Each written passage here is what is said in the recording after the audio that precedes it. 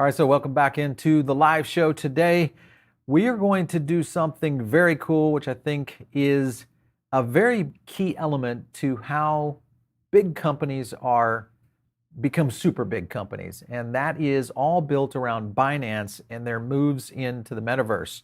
My name is Paul Barron. Welcome back to TechPath. When you look at Binance and you look at what's happening in the metaverse, probably gaming comes to your mind. You look at kind of the projects like Sandbox, maybe some of the games like Star Atlas. By the way, don't forget, check out our Star Atlas video. We just had Michael Wagner on.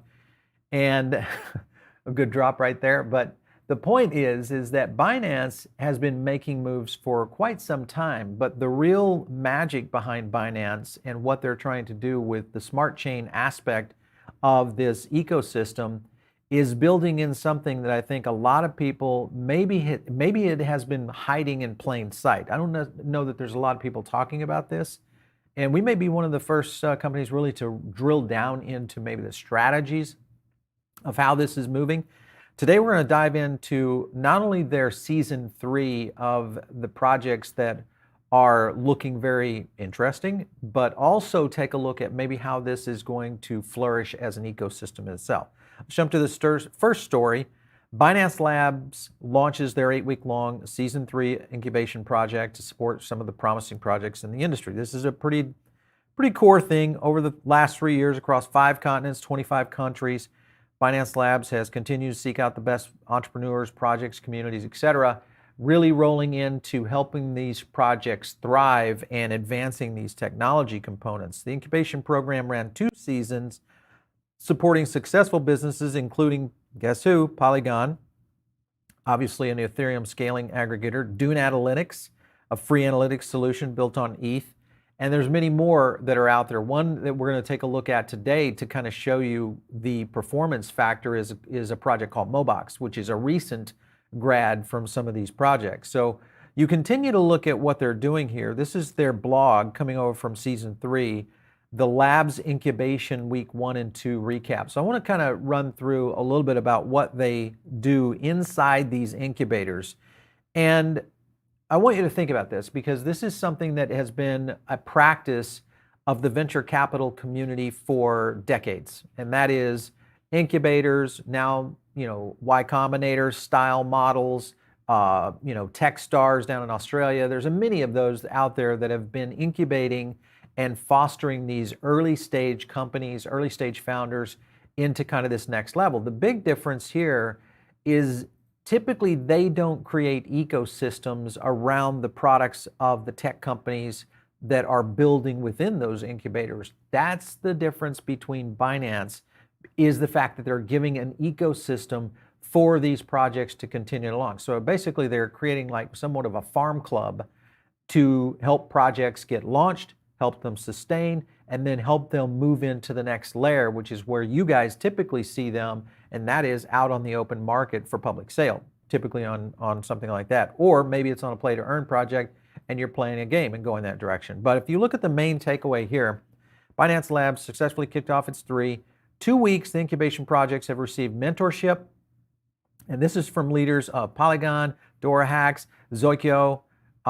These are big names in the blockchain space. And then the venture capital arm, also the innovation incubator of Binance, currently running, as we've talked about here on season 3. The big key here, I think, is the mentorship aspect of this, because that is typically the number one thing that a lot of the venture capital angles are, because you're bringing, if you're a VC and you're trying to, court a upstart, brand new company that's really trying to move it in the tech space, the number one thing you're bringing to them is knowledge of the space and maybe the connections they need to be able to make that startup work. And these mentorship programs are super, super important, and they're really going all in on it. So this was kind of their process. So week 1, they do these foundations with Polygon during the first week, fireside chat.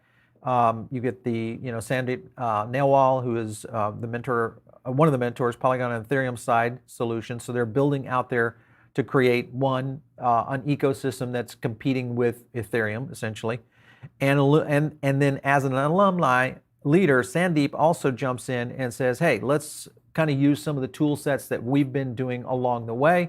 We help you build based on the things that we've broken and fixed, and then help you guys kind of go to that next level. So I think this is a very cool element. They have to kind of define what they're going to do. They get get your user, your UX really fine-tuned, get it moving into reality, and then start going out in terms of acquiring teams. And that's very important.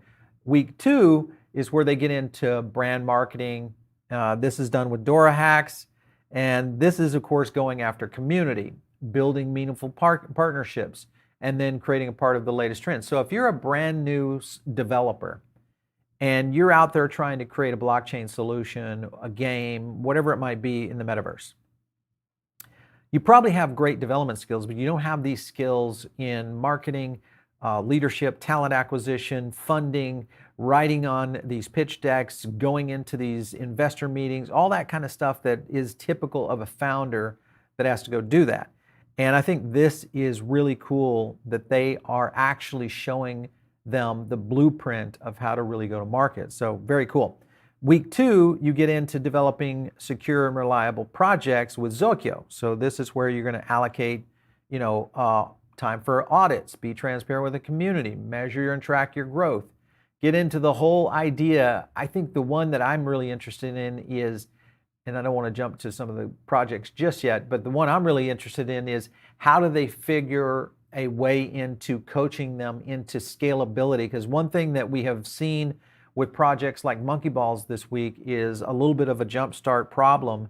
And I think a lot of these overhyped games like Monkey Balls, they're starting to run into these little bit of pushback from the community. But more importantly, is being able to scale something. Even Solana, if you think about where Solana has been, it's a beta in layer 1 beta, and they had a hiccup, did have a problem. And I think a lot of these projects are already going to have those kind of things. So having a mentorship to help you kind of curb or prepare for those kind of problems in advance. Because when you're developing heads down, you're just trying to build something, you're not thinking to the level of scale that maybe some of these projects are going to move to that next level on. So that's a big thing. I think that really makes a big difference in the overall performance of how these projects come to market. So very cool. So here's the 9 incubation projects that are participating in season 3. You've got Block Ape Scissors coming in here, 12,000 followers on Twitter. They're starting to get their Discord moving. Their total value locked, smart tokens created in the Mint Club protocol increased 5 times from the week before. 500 plus smart tokens, etc. You can kind of see them moving along. GAT Network comes in here, and I'll show you the chart here in a second. SkyArk Studio, 3,000 followers just weeks after its Twitter channel launch, so pretty quickly. Bird Finance coming in here, announces brand new type of NFT. Copycat, which we're going to break down, reached an all-time high of 54 with a growth rate of 54 times X on that one. And let's see, there's a couple more that are in that. And I want to jump over to the chart real quick. Let me jump out of this and we'll go over to the chart. And that is this one right here. Let me zoom that out for you guys, just so you can kind of see the ecosystem that lives here on it, because it's pretty big. Here is the overall list when you look at the overall performance of Binance. Of course, Mobox up there, Oasis. You'll see a lot of these traditional tokens that you guys are probably invested in or have, potentially going out with. Ones like Swipe, Sandbox, obviously in there. Reef is Dodo, Audius, etc. Then you've got these bigger monsters which are incubated by labs, and that is things like Injective, Polygon, SafePal, even Teller. And then you move over into the not listed just yet, which is Care Network. That's one that we've been kind of looking at, along with Dune Analytics.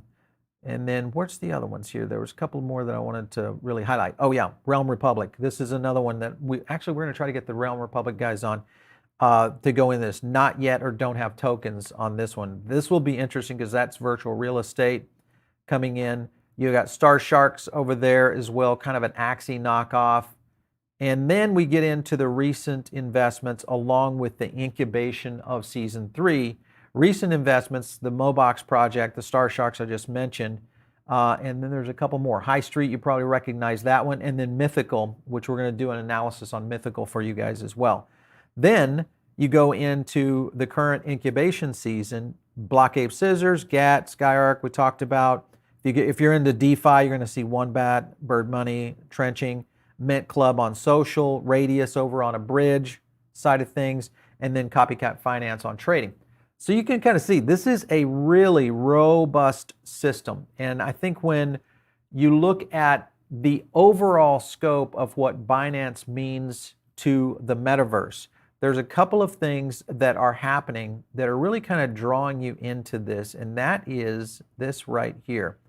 NFT is building, what they're trying to say is how Binance is building the #1 gaming metaverse. So if you look at all the aspects of where NFTs tie into this, and we'll look at their marketplace here in a second. Actually, let's go jump over to the marketplace right now, just so you can kind of see what they're doing here within Binance NFT. IGO Gaming, there's the marketplace right there. Here's some of the creators that are flowing into this. Obviously, things around Animoca Brands, Raptizon in here, Sin City, which we've talked about before. Actually, we probably should do a little bit more of a deep dive in on Sin City. That may be one. If you like some of these in the Binance ecosystem, what I would ask for you guys to do is drop it over in the comments or hit us in the chat. And just let us know, which ones are you looking at? Which ones are you kind of trying to understand how this would affect the ecosystem within a metaverse play for Binance, and really, what are the ones you're really invested in and or very passionate about in the community? Maybe you're a community member of some of these. I'd love to get your feedback on that, because these are, I think we're going to start seeing a lot more of these become front page news in terms of performance. So let's jump over here to a couple of things I wanted to focus on. Why gamers are choosing Binance NFT.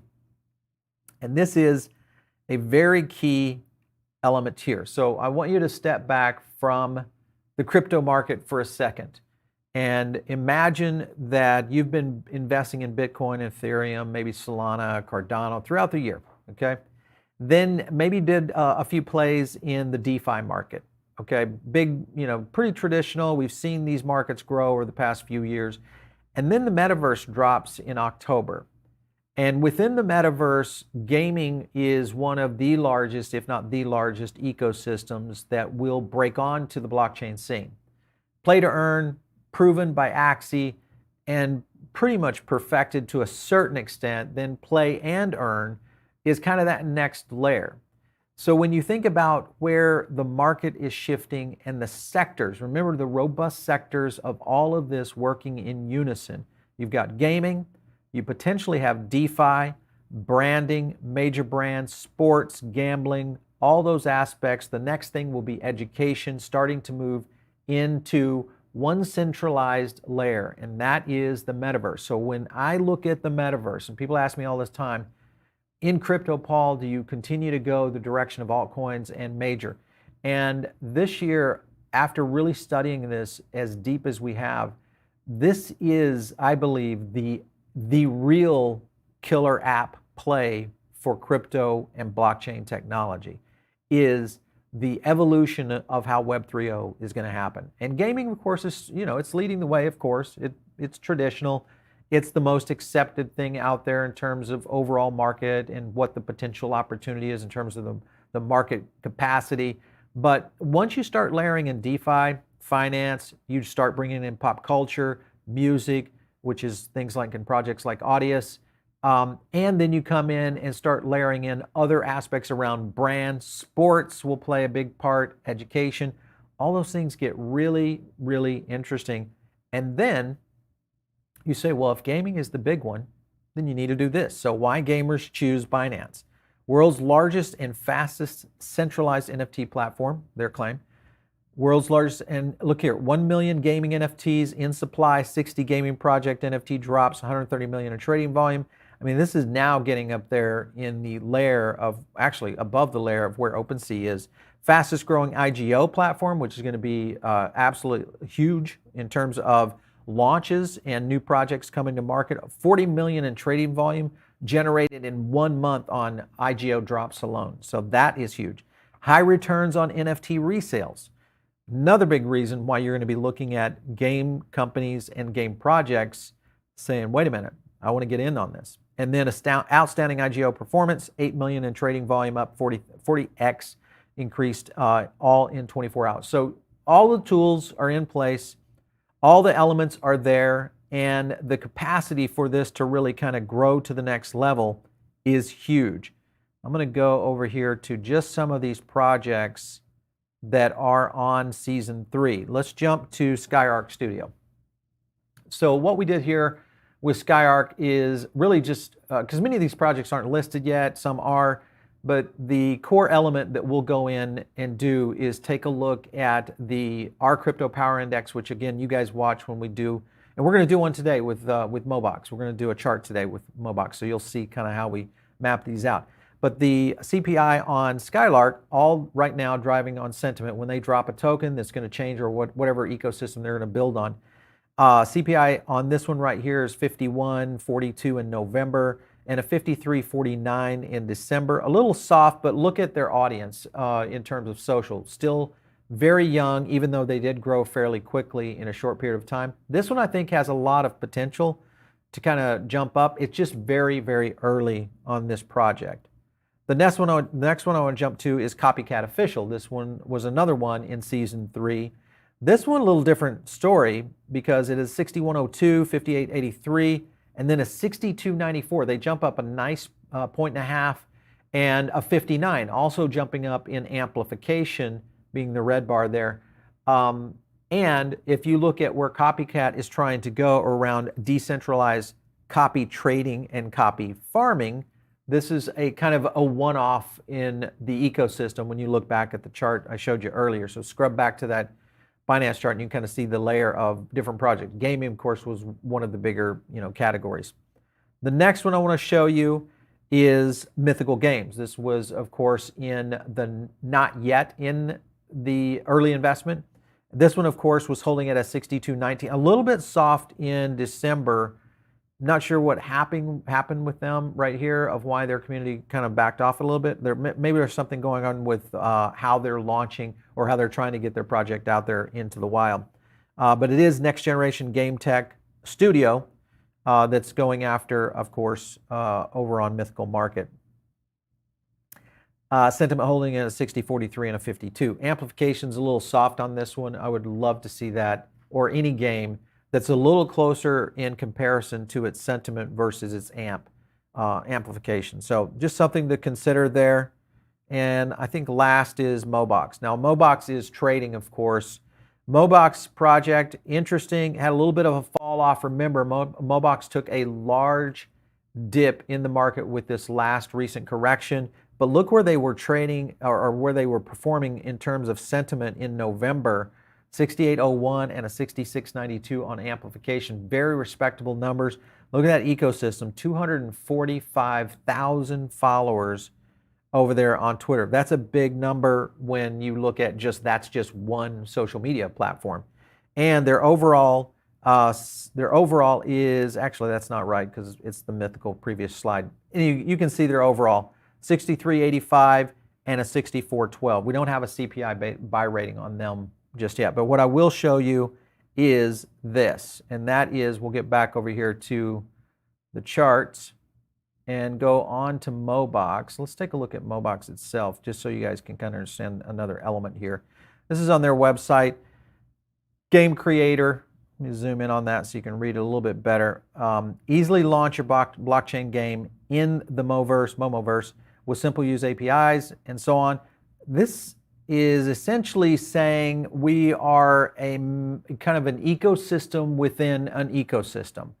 And that is kind of unique because it's something that is very different of how, and we've talked about this before with some other game operators out there, that they're starting to see just these massive, kind of like, in a way, Sandbox, or not Sandbox, but Axie to a certain extent. Though I think Sandbox will eventually start to see those kind of things, obviously, as a Metaverse platform.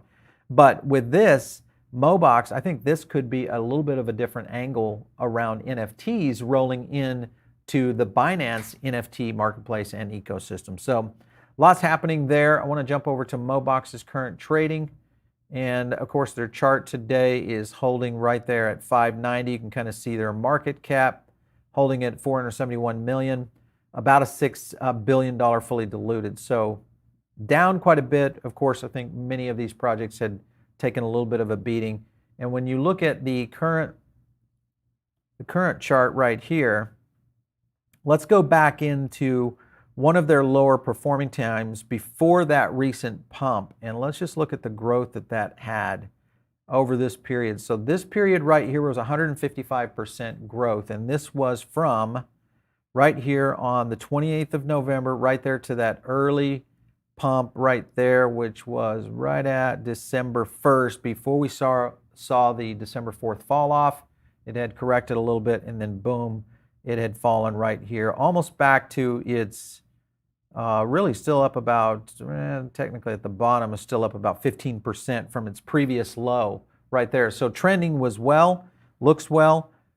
And when you look at their sentiment score back in November, right there, again, 6983, AMP was trending high. This was on a daily sentiment drag. So what we'll do is we'll pull these on spots right here, and that usually gives us, remember, amplification. If it overperforms on sentiment, it usually means you're going to see some parabolic movement, which we did in this particular case. So that ran from right there on the 28th of November to its high after its pop. 3 days later, it had moved up a considerable percentage. Here we are now getting a little bit tighter in here. And let me kind of zoom up on this one a little bit so you guys can see a little bit more sporadic trading here. But you can see the number right here. Sentiment is holding at 68.52. And right here, we're seeing a slightly above sentiment score, which means we are looking for a potential switch here. So we could see a little bit of a rise coming from Mobox as it's continuing to trade. Key here again, if you look back at its all-time and where it's been trading over the past year, let's go back over here to the chart and we'll go to the year-to-date. And you can kind of see where it had that big move right there in August, which was trading at 1056. And then here, this recent one, which is really where it jumped, and that was the 1st of December, where it went up another 30% to $13. So there's some play here. Mobox is in the right position. They are one of those projects that also was flying in a really good position. I want to just jump back to this one right here, because this goes back to recent investments. This is Mobox right there I was talking about. That one is a big one. And remember, we just showed you Copycat Finance on the trading side. And then the game side, it was SkyArk Studios right there. And then the one coming was Mythical. So lots of cool stuff happening over on Binance Labs in terms of how their portfolio build out is occurring. There may be some secret juice here getting ready to explode, I think, when it comes to the Metaverse. And especially how Binance has been putting these together for 3 seasons. If they ramp this up, and we continue to see the advancements of really advanced NFT technology in the blockchain space and the creative aspect of NFT use in gaming, this may be a formula for absolute explosion in terms of what Binance's marketplace is going to look like in a very short period of time. So I don't know if you're invested in BNB coin. We do these market movers. Just understand, market movers we'll do the dives in terms of research, we'll get you some data, but this is not investment advice. You've got to go out and do your own research and really dive into these things. That's really our job. Is we build a research tool. We use our YouTube channel to kind of help you guys understand where the CPI is going. Eventually our CPI, we're going to try to make those indices available more often and give you guys access to those, whether it's daily drops on tokens or we make at some point a live product out there for CPI to start really overlaying on indices. But the point is it's a research tool for you to kind of move into that next direction. Let's get into some of the questions before we get going here. I know we've got a few items coming in. Coming in from Soul Food, I'm hoping this cycle isn't over yet. I would say you're probably safe on that, Soul, though I do believe we are going to see a little bit of a market correction still again.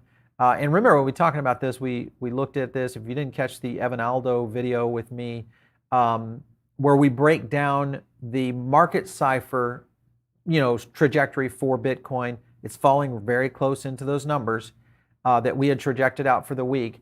But more importantly was that we had identified that this most likely is going to see an elongated cycle, meaning we could see a Q1, Q2 really rolling up in terms of before we see an all-time high. And then from there, I do believe we'll see a true altcoin season.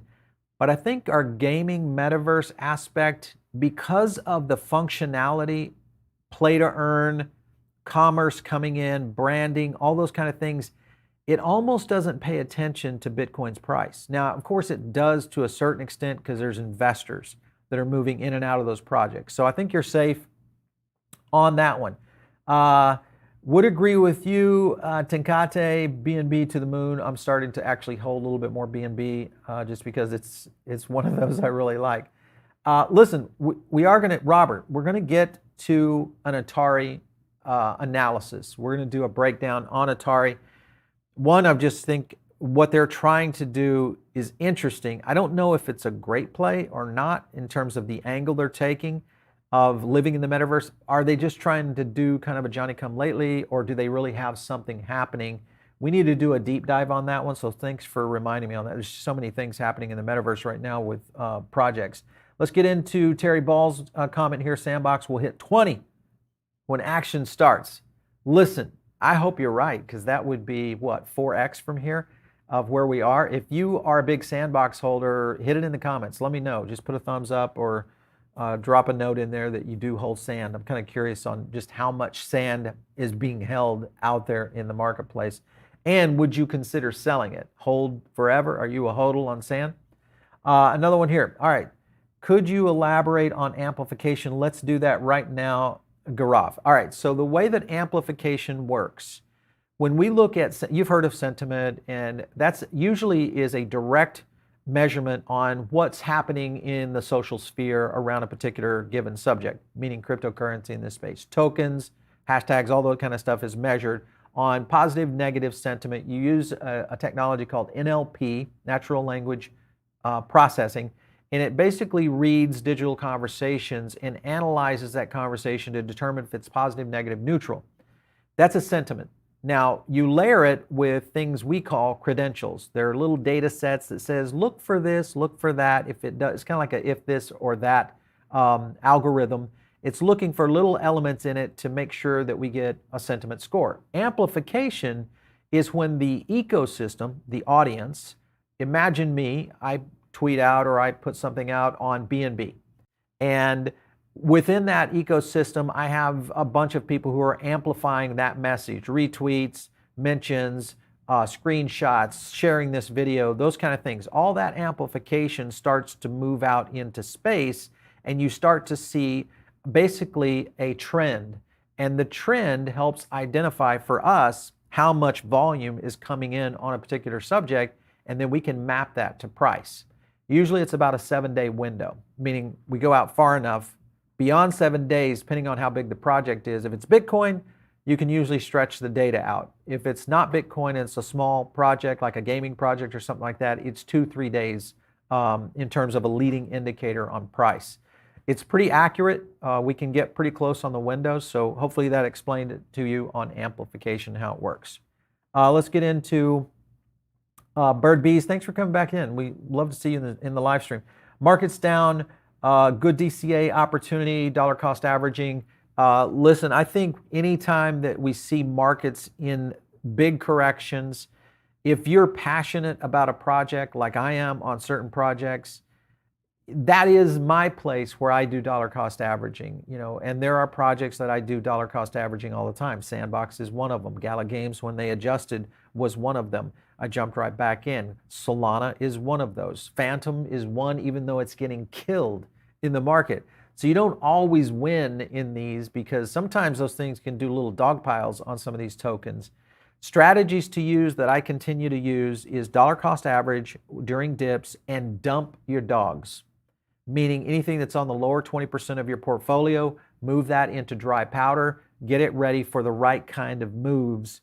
Whether you're doing gaming, metaverse, altcoins, or even blue chips, it all works the same depending on what you're doing out there. All right, Okay, so Ali, don't know a lot about Block Ape Scissors. This is just one that comes out. What I can tell you is our game analyst here in studio is not fond of it. He is not fond because he's a big game. He analyzes and looks at the game quality, and he's one that kind of says, "Hey, this doesn't have it." But hey, you know, a lot of people picked on Axie Infinity in the early days, and look where that one is right now. So could still come. Let's go into holding and staking sand on Binance. I'm assuming that's a statement there, Chris. Also, love the content. Thank you so much from Jael. Talking about Metaverse, what do you think about Axie staking now at 1%, 100% APY? Love Axie staking. I think this is another element that you continue to see these big growths. Anybody that is looking at projects, that should be one of the first things you're watching and paying attention to are these dates. Dates, get into those roadmaps, man. You got to get in there and figure out when staking is going to start to occur. When are key elements really rolling out in these roadmaps? Just like if you had you knew kind of when Axie was going this route. And when it did, if you look back at the chart, boom, it pops. So anyway, you guys are tuning in. Thank you so much for jumping in on the show today. If you are not in the Diamond Circle, we drop a lot of our insights and a lot of our data sets from the CPI into the Diamond Circle that doesn't make it into the YouTube show. So make sure and join. It's free and it's easy to get to. Just hit the link below and you can get to it. If you have an item or a topic you want us to hit in the show and you watch this after the live stream, drop it in the comments. We love to kind of get your insights. You guys are just as good at researching out there, bringing new projects to light than many of our researchers because we can't do all of them. So you are actually helping the channel in understanding what projects are starting to move, and we can go check them out for you, take a little TA and data analysis, and hopefully come up with something that helps you out. If you want to reach me out on Twitter, it's @PaulBaron. I'll catch you next time right here on TechPath.